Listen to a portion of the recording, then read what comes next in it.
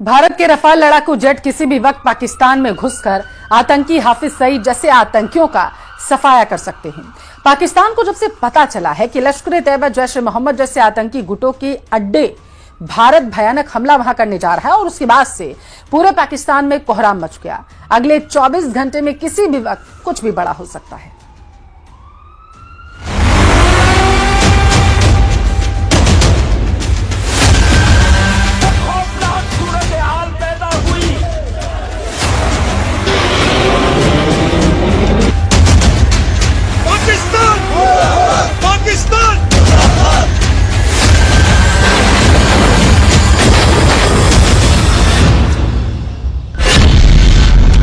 Bunker में छिपा Hafiz Saeed, America ने कहा मार दो।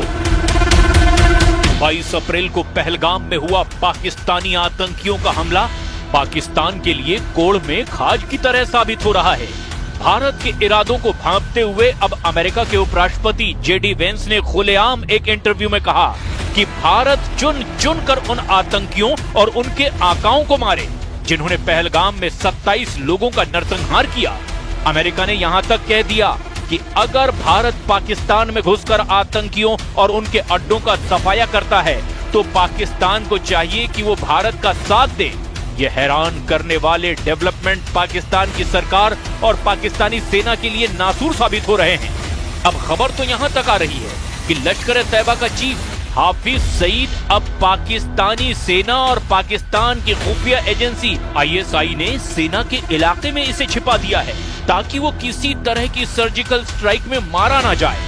हम आपको यही दिखाने जा रहे हैं कि अब ये पूरी तरह से साफ हो चुका है कि भारत आतंकियों से बदला लेने जा रहा है, फिर चाहे वो POK में हो या LOC में या फिर पाकिस्तान के अंदर कहीं भी छुप कर बैठे हों।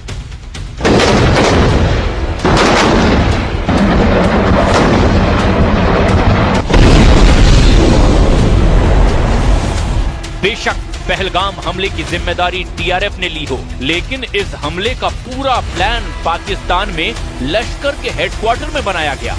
जो खबरें आ रही है उनके मुताबिक भारतीय सेना पाकिस्तान के खिलाफ तैयारियों में जुटी हुई है।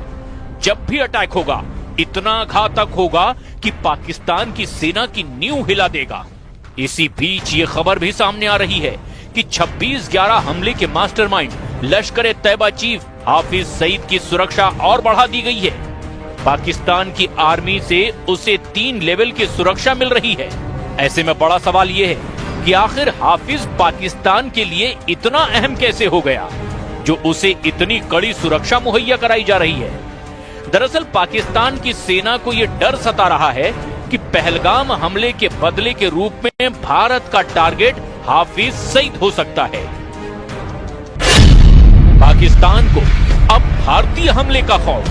1000 पाकिस्तानी मदरसे बंद। इस वक्त LOC से लेकर POK तक पाकिस्तानी सेना और आतंकी पूरी तरह से बौखलाए हुए हैं। हालात ये हैं कि पाकिस्तानी सेना की 10वीं कोर LOC पर सैकड़ों टैंक लेकर पहुंच चुकी है, जबकि पाकिस्तान के जैश ए मोहम्मद और लश्कर ए तैयबा जैसे आतंकी संगठनों ने अपने अड्डों को पूरी तरह से खाली कर दिया है। जो जानकारी मिल रही है उसके मुताबिक पाकिस्तान में 1000 मदरसे बंद हो चुके हैं। सूत्रों से मिली जानकारी के मुताबिक पाकिस्तान ने POK में अगले 10 दिनों के लिए सभी मदरसे और धार्मिक आयोजन बंद कर दिए हैं। POK में मौजूद 1000 पाकिस्तानी मदरसों को बंद कर दिया गया है। पाकिस्तानी अधिकारी खुद मानकर चल रहे हैं कि भारतीय सेना यहां पर हमला कर सकती है। न्यूज एजेंसी रॉयटर्स के मुताबिक पाकिस्तानी अधिकारी हाफिज नाजिर अहमद ने माना है कि मदरसों को अस्थायी रूप से बंद कर दिया गया है। हाफिज सईद अक्सर पाकिस्तान में खुलेआम भीड़ के बीच अपने काफिले के साथ निकलता था। उसको पाकिस्तान की सेना और खुफिया एजेंसियां सुरक्षा देती हैं, लेकिन उन्हें पता था कि पहलगाम हमले के बाद हालात ऐसे होंगे कि किसी तरह की सुरक्षा काम नहीं आएगी। लिहाजा हाफिज सईद को अब आर्मी अफसरों की कॉलोनी में छिपा दिया गया है। हाफिज सईद को पाक आर्मी ने 3 बुलेट प्रूफ गाड़ियां दी हैं। हाफिज सईद की गाड़ी का ड्राइवर भी पाक आर्मी का रिटायर SSG पैरा कमांडो है। हाफिज का ड्राइवर शॉटगन और AK-47 और किटी पिस्तौल से पूरी तरह लैस है। लश्कर के ट्रेंड आतंकी कोड वर्ड में हाफिज सईद को तायाजी कहते हैं। वो ये न समझ ले कि हमारे 27 नागरिकों का जान लेकर ये लड़ाई जीते हो।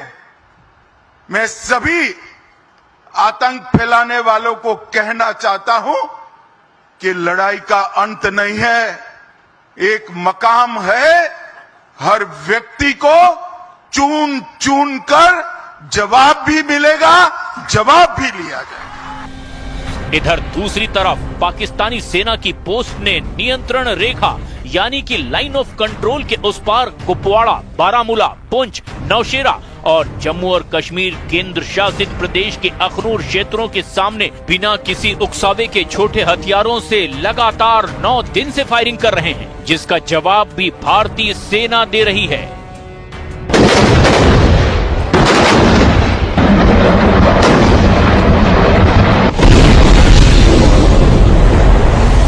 इधर दूसरी तरफ पहलगाम में जांच एजेंसियां अपनी पूरी क्षमता से इस आतंकी हमले की जांच में जुटी हुई है। उस पर अब बहुत बड़े खुलासे होने लगे हैं। दावा तो यहां तक किया जा रहा है कि TRF के इन आतंकियों के पास चीन से बने सैटेलाइट फोन थे, जिसकी मदद से न सिर्फ आतंकियों ने टूरिस्ट को मारा, बल्कि नरसंहार करने के बाद इसी सैटेलाइट की मदद से घाटियों में गुम भी हो गए।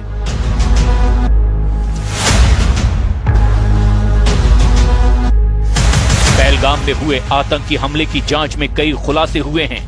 NIA की जांच टीम इस बात पर ध्यान दे रही है कि आतंकी घाटी में कैसे घुसे और कैसे वहां से निकले भी। वो ये भी पता लगाने की कोशिश कर रहे हैं कि आतंकियों की किसने मदद की।